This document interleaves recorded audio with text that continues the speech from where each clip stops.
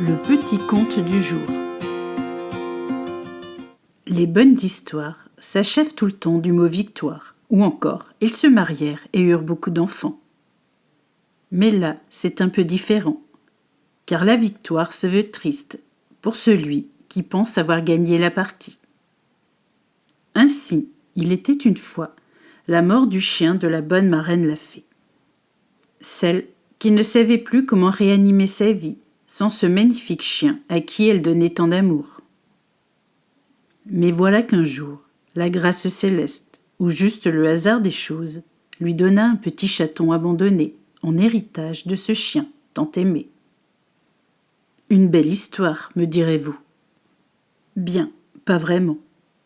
Car le chaton, devenu chat, ne comprenait pas pourquoi les ingrédients du repas se composaient uniquement d'os à la moelle, et non d'une tranche de thon, aussi frais que véritable d'énergie, pour ces petites cellules de félin, pourtant plus qu'ordinaires.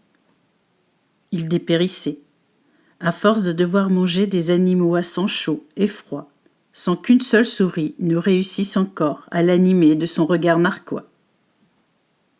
Notre chat dépérissait encore, et encore, jusqu'à ce que notre bonne marraine la fée lui donne une fin de non-recevoir, à sa niaiserie de ne plus vouloir croire son discours de maîtresse de chien, alors que lui était bien chat.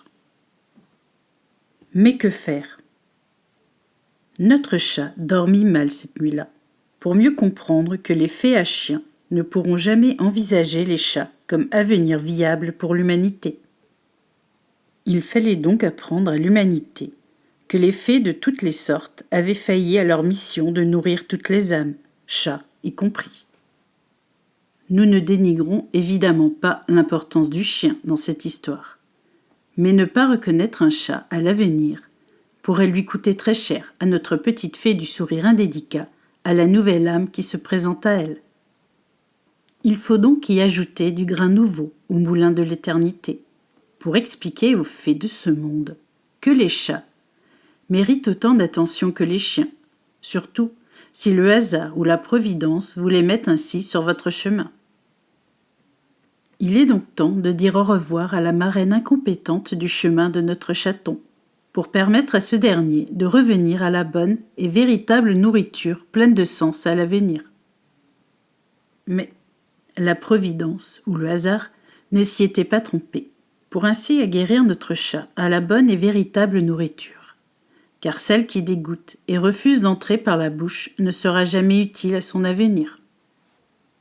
Tu vas maintenant grandir en connaissance de cause, petit chat, pour laisser, non pas la marraine incompétente possible, mais le grand Manitou de la foire aux annonces estivales, te donner la bonne recette du pâté bien fait, et sans arrière-goût inestimable de saveurs tronquées en retour.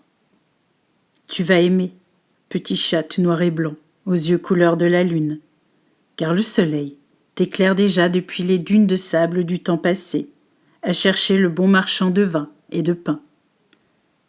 Il est donc temps d'être le bon cuisinier, aux 1001 saveurs, pour laisser le marchand de vin et de pain bien heureux te trouver au milieu des étals de la marchandise avariée, et sans sens pour tous ces animaux qui ne savent plus quel pâté manger au quotidien. Et voilà qu'arrivait la lune, aussi grande que formidable de bonne lumière, pour annoncer au marchand de vin et de pain nouveau que son cuisinier l'attendait derrière son étal de marchandises, de pain et de vin non avariés, pour rendre possible la bonne pâtée au bon moment et au bon goûteur. Un chat aimant la viande séchée serait récompensé d'une bonne étoile en la matière, et une chienne rongeant la moelle du léopard serait récompensée du miroir de la honte, si jamais elle en oubliait d'être prête à recueillir la bonne petite âme de passage sur son chemin.